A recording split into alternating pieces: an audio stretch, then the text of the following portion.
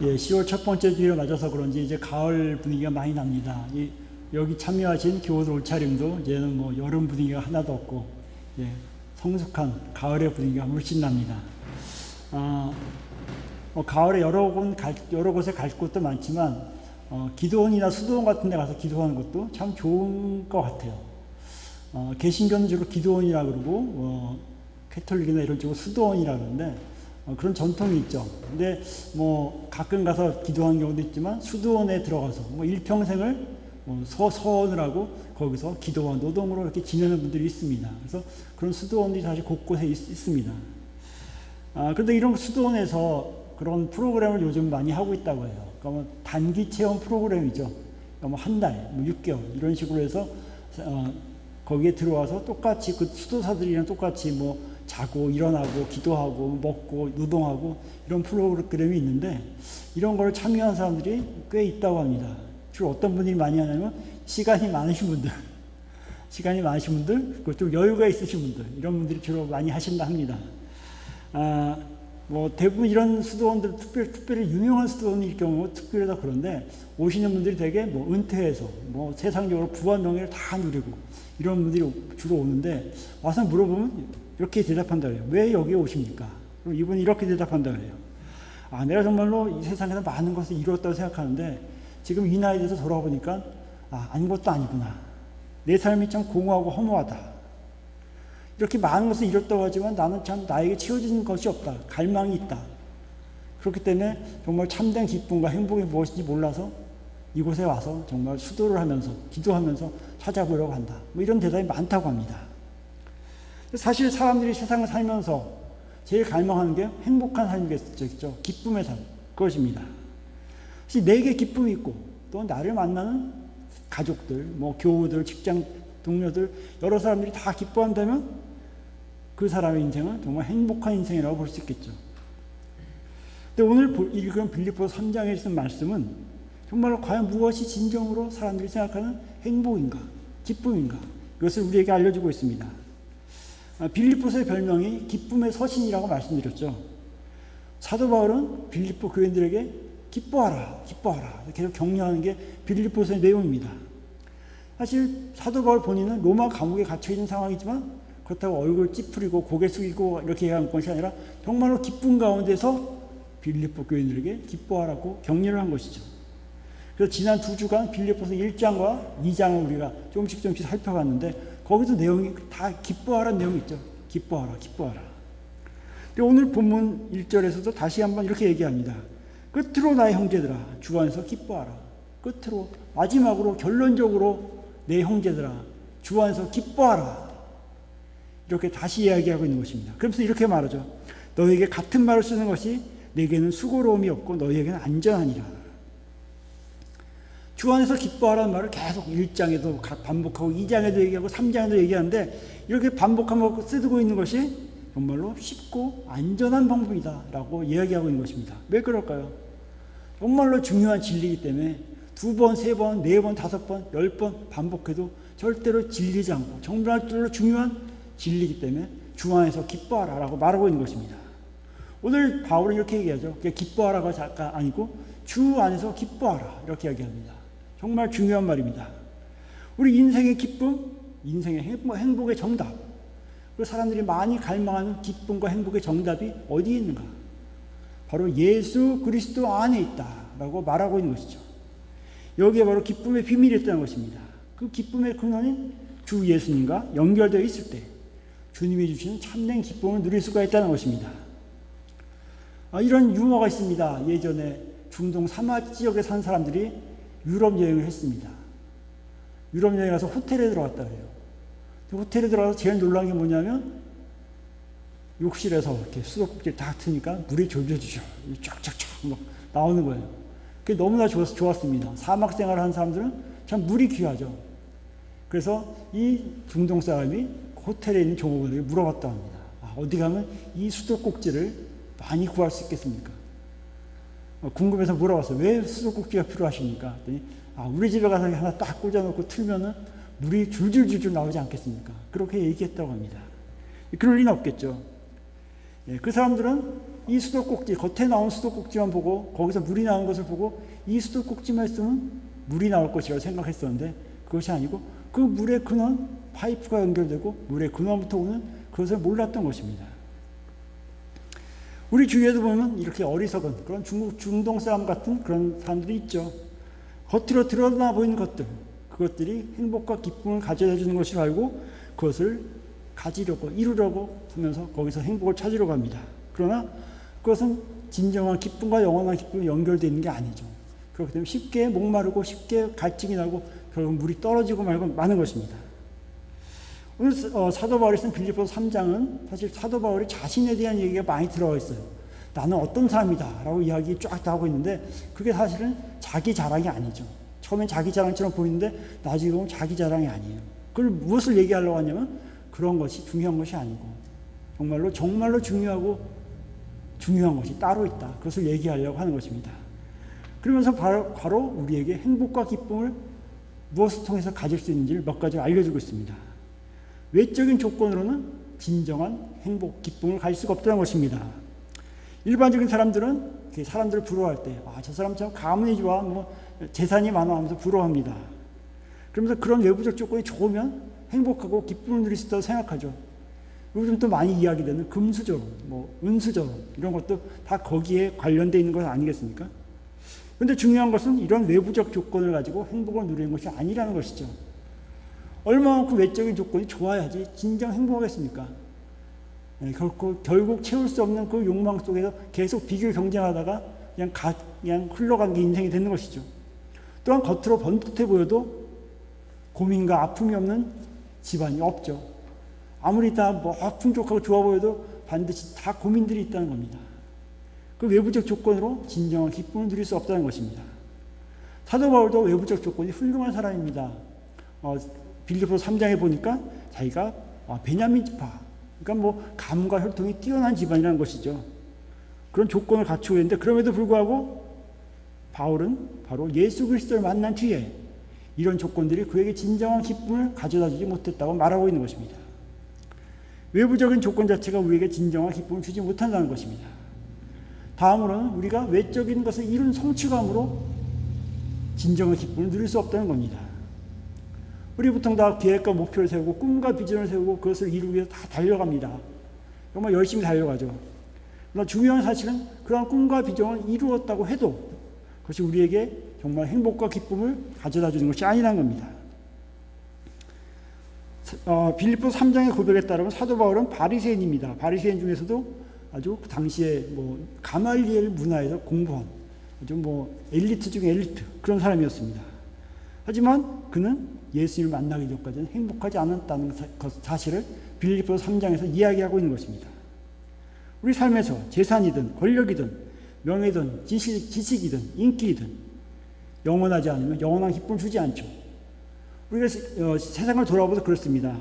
한 30년 전에 세계에서 가장 예를 들어서 재산이 많은 사람 10명 딱 뽑았는데 30년 후에 그 사람들이 계속 그걸 유지하고 있습니까?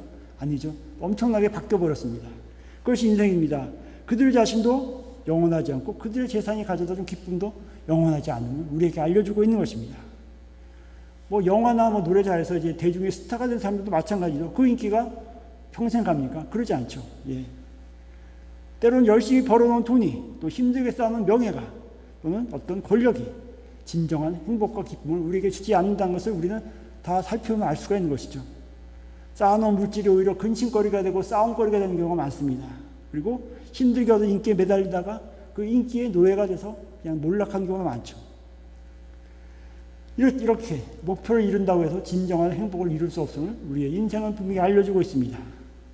그렇다면 어떻게 우리가 진정한 기쁨과 행복을 삶에서 찾을 수 있을 것일까요? 사도 바울은 오늘 그 얘기하고 있는 것입니다. 바로 예수 그리스도 안에서 주 안에서 진정한 기쁨을 누릴 수 있다는 것입니다. 사도 바울은 예수 그리스도의 만남을 통해서 변화했고 참된 기쁨을 가졌습니다. 그 전까지는 외부적인 조건을 자랑하고 자기가 이룬 것들을 자랑하던 사람이었습니다. 그러나 그가 예수님 믿는 사람들을 잡으러 다메섹에 가다가 예수님을 만난 다음에 인생이 뒤집혔죠. 그가 그동안 삶의 기준으로 삼고 있던 그런 가치관들이 바뀐 것입니다. 그래서 그렇게 이런 고백하죠. 그 전까지 다 중요하게 생각했던 이것이 내가 예수 그리스도를 만난 후에는 배설물과 같다. 예, 배설물, 아무 가치 없이 그냥 버려지는 것과 마찬가지라 것이라는 것이죠. 그동안 그렇게 자부하던 모든 것이 예수님을 구세주로 인생에서 맞이한 이후에는 비교해 보니까 다 가치 없는 것이다 라고 고백한 것입니다. 우리 성도분들이 잘 아는 찬송가, 은혜로운 찬송가 있죠. 주 예수보다 더 귀한 것은 없네. 이것도 그러한 고백 가운데서 작곡된 찬송가입니다. 이 찬송가를 작곡한 조지 쉐어, 그는 보험회사 직원으로 일하다가 라디오 공개 방송에 나가서 이제 노래를 했는데 그 반응이 엄청나게 좋았어요. 요즘으로 지금 뭐 컴피티션 뭐 그런 데 같이 나간 거죠. 그래서 막 방송 출연제가 몰려오고 뭐 정말 인기가 막 솟아오르고 막 이런 상황이 있었습니다. 근데 이런 상황 앞에서 납해 두고 그는 약간의 두려움을 느꼈어요. 어떻게 하면 좋은가? 내가 이 길을 가야 되는가 말아야 되는가? 그래서 그는 기도했다고 합니다. 그가 기도할 때 그의 어머니가 이렇게 어떤 시인이 쓴 시를 하나 옆에 놨다 그랬죠. 근데 그 시를 기도 끝나고 보는 순간에 정말로 이 조지 쉐어 눈물이 나오면서 정말 그의 마음속에 은혜가 넘치면서 작곡의 악상이 떠올랐다 그러죠. 그래서 작곡한 것이 바로 주 예수보다 더 귀한 것은 없네. 이 세상 부귀야 바꿀 수 없네. 영죽을 내 대신 돌아가신 그 놀라운 사랑 잊지 못해. 세상 즐거움 다 버리고 자랑 다 버렸네. 주 예수보다 더 귀한 것은 없네. 자, 주 예수보다 더 귀한 것이 없음을 깨달음으로 그는 이후 복음성과 가수로 참된 기쁨을 누리는 그 인생을 살게 되었습니다. 유명한 이야기 아닙니까? 자, 우리 그리스도인들은 바로 주 안에 있기 때문에 참된 기쁨을 누릴 수가 있습니다. 그런데 중요한 것이 있습니다. 이 기쁨을 계속 잘 누리기 위해서 우리가 조심해야 될 것, 그리고 또 실천해야 될 것이 있습니다. 그래서 오늘 본문 2절과 3절에서 우리에게 이야기해 주고 있는 것입니다. 본문 2절에 보니까 2절은 이렇게 얘기하고 있습니다. 먼저 개들과 행악한 자를 삼가라. 삼가라는 말은 영어로 하면 워치아웃입니다. 워치아웃. 조심해라, 주의해라. 개들과 행악한 사람들을 조심해라, 주의해라 이런 말이죠. 예, 개는 뭐 요즘은 아주 귀엽고 뭐 애완견은 뭐 반려견 이렇게 얘기하지만 보통 비유적으로는 안 좋은 표현이죠. 욕으로도 많이 사용하지 않습니까? 바로 그러한 안 좋은 하나님의 진리를 반대하고 악의 쪽에서는 그런 것을 개에 비유한 것입니다. 행악한 자도 마찬가지죠. 예, 악을 저지른 사람, 이런 사람들을 조심하라, 주의하라는 것입니다. 이들과 어울리면 그들에게 물들게 되고 우리가 정말 주 안에서 누릴 수 있는 그 기쁨에서 점점 멀어지게 된다는 겁니다. 때로는 아무리 그들이 사는 삶이 즐거워 보일 수가 있고 멋져 보일 수가 있습니다. 하지만 그 내면에는 반드시 죄와 악이 숨어 있습니다. 죄와 악의 고리가 있기 때문에 그것으로 사람을 잡아채는 것입니다. 그들과 엮이지 말아야 됩니다. 개와 행악자들을 삼가라, 주의하라는 그 말씀이죠. 한번 엮이면 정말 평생 고통과 제약의 수렁에서 빠져나가기가 정말 힘든 인생을 살게 되는 것입니다. 그래서 개들과 행악자들을 삼가하라, 주의하라고 한 것입니다. 다음으로는 몸을 상해하는 자를 삼가하라 이렇게 말합니다. 여기서 몸을 상해한다는 것은 당시 말씀에 따르면 이제 그 육체의 할례를 받아야 구원을 받는다고 말하는 그런 율법주의자들을 지칭합니다. 당시 구약의 전통은 육체의 할례를 받는 것이 하나님의 백성들의 증표라 그랬죠. 그렇기 때문에 이 할례를 받아야지 하나님의 백성이다라고 하면서 이 할례를 안 받으면 하나님의 백성이 아니다라고 주장하는 사람들이 많았어요. 그런데 그들은 어떤 잘못을 했냐면 바로 그러한 형식적인 것을 내세우면서 그의 삶은, 그의 하는 행동, 그의 믿음은 전혀 복음적이지 않고 정말 형식적이고 위선적인 그런 삶을 살아가고 있었기 때문에 삼가하라고 말한 것입니다. 겉은 번지를 한데 속은 다 썩어 있어요. 그러면서 겉만 육체의 할례를 받아야 된다라고 주장하며 사는 사람들이 있으니까 그들을 본받지 마라, 그들을 삼가하라라고 말하는 것입니다. 요즘으로 치면 형식적인 신앙인, 형식만 갖추고 형식만 중요하는 그런 신앙인들을 조심해라, 삼가하라, 워치아웃하라라는 그 말씀을 하고 있는 것입니다. 이 시대에도 교회 안에서는 정말 거룩하게 보이지만 교회 밖을 나서는 순간 전혀 다른 사람이 되는 사람들이 많이 있습니다. 이웃과 다투기도 하고 이웃을 속이기도 하고 이웃을 등쳐먹기도 하고 이런 그리스도인들이 있지 않습니까? 그러면서 교회 와서는 아주 거룩하고 정말로 신실해 보이기도 합니다. 그런 사람들이 바로 율법주의자라고 할 수 있는 것입니다. 이렇게 겉과 속이 다른 사람이 되지 말고 예수의 마음을 품은 성도답게 말씀대로 살아야 한다는 것. 그것을 바로 말하는 것이 삼가해야 되는 것. 개와 행악자를 삼가하고 몸을 상해하는 그런 율법주의자들을 삼가하라, 워치아웃하라 라고 말하는 거 있는 것입니다. 또 우리가 조심하고 주의해야 되겠지만 또 우리가 반드시 실천하고 실행해야 될 상황도 있습니다. 3절에 그 말씀이죠. 3절에 보면 이렇게 말을 끝내고 있습니다. 육체를 신뢰하지 않은 우리가 곧 할례파다. 예. 그럼 무슨 얘기겠습니까? 할례를 육체로 받지 않고 마음에, 우리가 믿음으로 마음에 할례를 받은 우리가 바로 진짜 할례파다라고 말하는 거죠. 우리가 진짜 그리스도인이다, 진짜 믿음의 사람이다 라고 말하고 있는 것입니다. 그래서 참 할례파의 특징을 몇 가지로 말하고 있습니다. 첫 번째는 바로 성령으로 봉사한다는 것입니다. 3절에 보니까 하나님의 성령으로 봉사하며 그리스도 예수를 자랑하고 육체를 신뢰하지 아니하는 우리가 곧 할례파라. 빌립보 교회 성도들은 하나님의 성령 하나님의 힘으로 봉사했습니다. 반면에 율법주의자들은 자신의 육체의 힘으로 봉사했겠죠. 여기서 봉사는 예배라고도 말씀을 드릴 수가 있습니다. 정말로 형식적인 예배가 아니라 영과 진실함으로 드리는 예배, 성령 하나님 함께하는 예배, 그런 예배를 드리고 바로 성령 하나님의 은혜로 봉사하는 그런 사람들이 빌립보 교회 교인이었고, 그렇게 살아갈 때 기쁨을 누릴 수 있다 말하고 있는 것입니다. 우리가 다른 이들을 돕는 봉사할 때도 바로 성령 하나님의 도움으로 또한 그리스도의 마음을 품고 봉사를 해야 합니다. 내 감정, 내 힘으로, 내 능력으로 봉사하면 그것은 하나님의 일이 아니죠. 바로 사람의 일이 되고 마는 것입니다. 바로 성령 하나님으로 그리스도의 마음으로 봉사할 때 주님 안에서 진정한 기쁨을 누리며 살 수가 있다는 것입니다. 다음으로는 오직 예수 그리스도만을 자랑하는 삶입니다. 율법주의자들은 그들의 할례받은 육체를 자랑했죠. 나는 이렇게 할례받았어. 나는 이렇게 몇 대째 신앙인이야. 그렇게 자랑했을 것입니다. 그러나 빌립보 교회 성도들은 자신을 자랑한 것이 아니라 오직 그리스도 예수를 자랑했습니다. 갈라디아서 6장에서 바울이 이렇게 말합니다. 그러나 내게는 우리 주 예수 그리스도의 십자가 외에 결코 자랑할 것이 없다. 예수 그리스도의 십자가 외에 나는 결코 자랑할 것이 없다. 정말로 자신을 하나님 앞에, 예수 그리스도의 십자가 앞에 낮춘 겸손한 모습이 바로 사도 바울의 모습 아니겠습니까?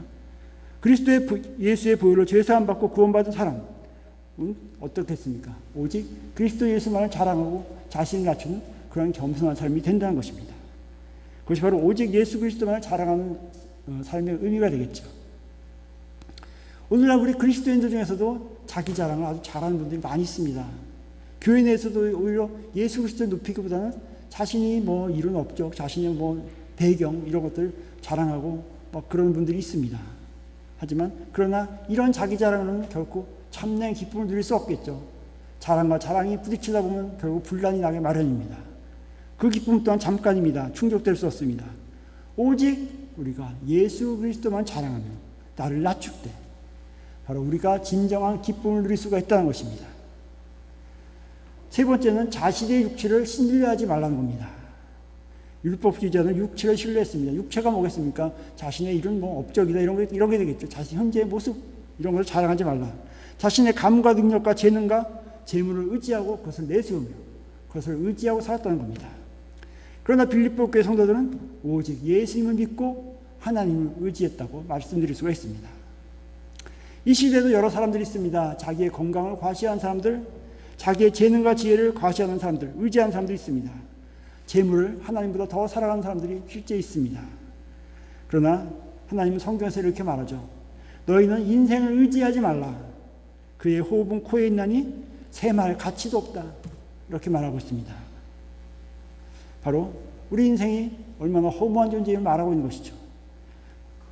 인생을 의지하지 말고 인간의 업적을 의지하지 말고 인간의 이룬 것을 의지하지 말고 바로 하나님을 의지하고 신뢰하고 살 때 우리 삶에 참된 기쁨이 있다는 것입니다. 흙으로 돌아간 육신을 의지하지 말고 하나님을 의지할 때 우리에게 영원한 행복과 기쁨이 있을 것입니다. 오늘 본문의 중심 구절은 주 안에서 기뻐하랍니다. 정말 기쁘십니까? 예, 다 기쁘셔야 합니다. 반드시 기쁘시기를 바라겠습니다. 이 기뻐하라는 말씀 바로 우리가 인생에서 참된 기쁨을 누리는 비결을 말하고 있습니다. 어떤 시인은 이렇게 말했어요. 솟아오르는 태양 앞에서 모든 별이 꼬리를 감추듯이 내 주 그리스도 예수와의 깊은 교제 앞에서 그 밖의 모든 것들이 빛을 잃었다. 바로 예수 그리스도의 참된 교제를 통해서 우리 안에 참된 기쁨과 삶의 행복이 있음을 알려주는 구절입니다. 정말 주님과 함께하는 기쁨이 있습니까? 아멘. 예. 평생을 알아가도 다 알 수 없는 가장 귀한 그분을 정말 알아가는 인생을 살 때 그것이 가장 복된 인생이고 가장 기쁨의 인생이라는 것입니다.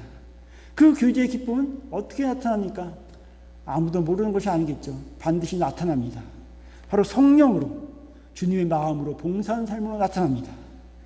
자기 자랑을 하지 않고 오직 예수님만 자랑하는 겸손한 삶으로 나타납니다. 또한 내 건강과 능력과 재능과 재물을 의지하지 않고 오직 하나님을 의지하는 삶으로 나타납니다. 개와 행악자 같은 죄악 세력과 엮이지 않고 물들지 않고 삼가하며 주의하여 조심하며 사는 삶으로 나타납니다. 또한 겉만 그럴듯한 신앙인을 따라가는 것이 아니라 삶이 진실한 신앙인의 삶으로 나타나는 것입니다. 사도 바울은 그리스도를 만나기 전엔 자신의 출신 배경, 신앙적인 배경, 학문적인 배경들을 자랑하며 살았습니다. 하지만 오늘날에도 역시 많은 사람들이 그와 똑같은 잘못을 저지르고 있는 것이죠. 하지만 바울은 후에 이렇게 고백했을 것입니다. 그때는 이 모든 것이 내게 너무나 소중하고 가치 있는 것이었습니다. 그러나 예수 그리스도를 만난 이후 모든 것이 정말 쓰레기처럼 아무런 가치 없는 것을 알게 되었습니다. 우리의 참된 기쁨이 어디서 옵니까? 세상적인 자랑과 세상적인 목표 성취가 아니겠죠.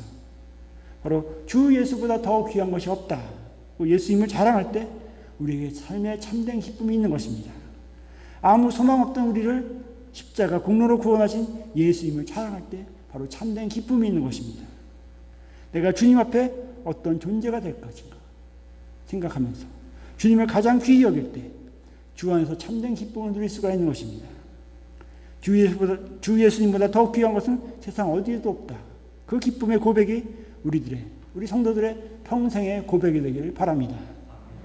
그리고 기쁨의 근원이신 주 예수님 안에서 참다운 기쁨을 누리면서 세상 속에서 기쁨으로 살아가는 성도들이 모두 되시기를 주님의 이름으로 축원합니다. 기도드리겠습니다. 하나님 아버지, 가장 귀한 주 예수님을 우리에게 보내주시고 우리를 구원하심을 감사드립니다. 우리 인생에서 주 예수를 알게 된 것이 가장 귀한 사건임을 고백합니다. 우리들이 다른 무엇보다도 항상 주 예수님과 예수님이 베푸신 구원의 은혜를 가장 귀하게 여기며 살아가는 그리스도인들이 되게 하여 주시옵소서. 그리하여 그리스도의 마음으로 봉사하고 겸손하게 그리스도만을 자랑하며 하나님을 진정으로 의지하는 성도들이 모두 되게 하여 주시옵소서. 예수님의 이름으로 기도드립니다. 아멘. 다 같이 찬송가 434장 1절과 2절 찬양하겠습니다.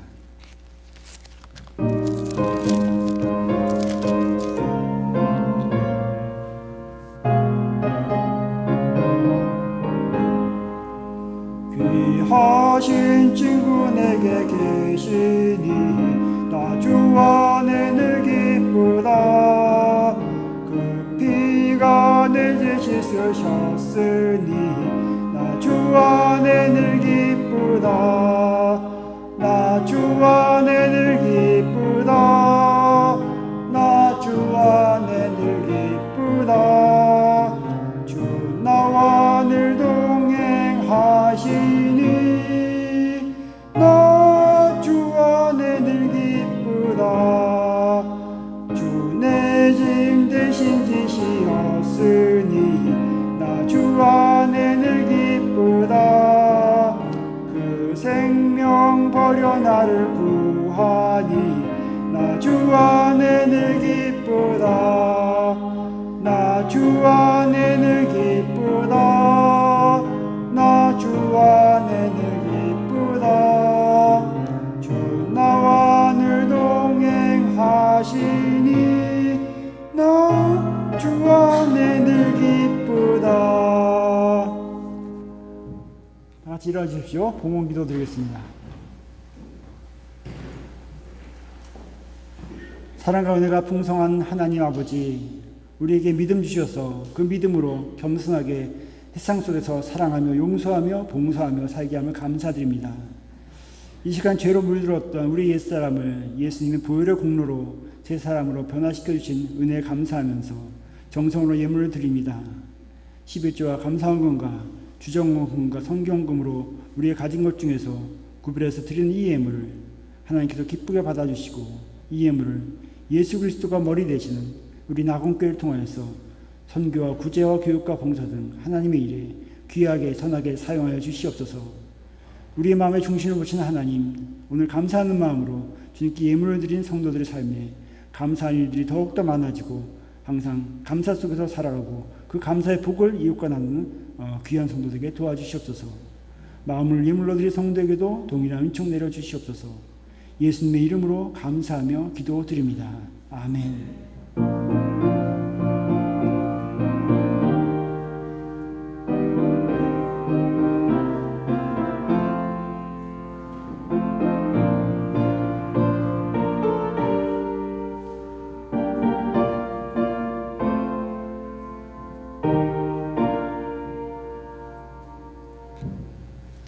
다 같이 찬양곡 오직 믿음으로 1절 찬양하겠습니다.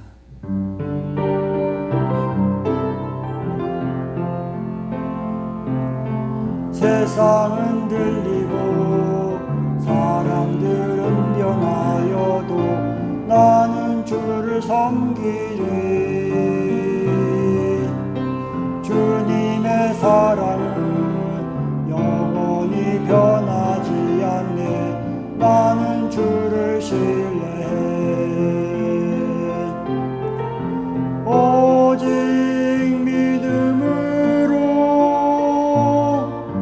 믿음으로 내가 살리라.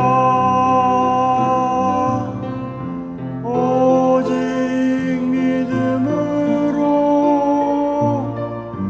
믿음으로 내가 살리라.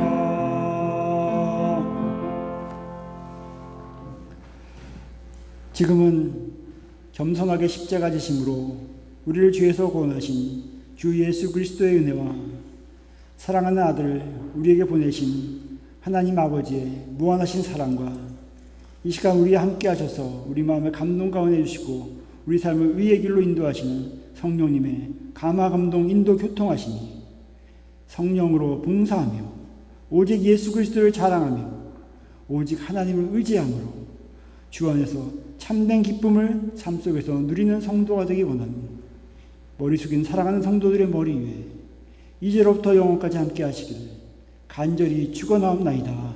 아멘.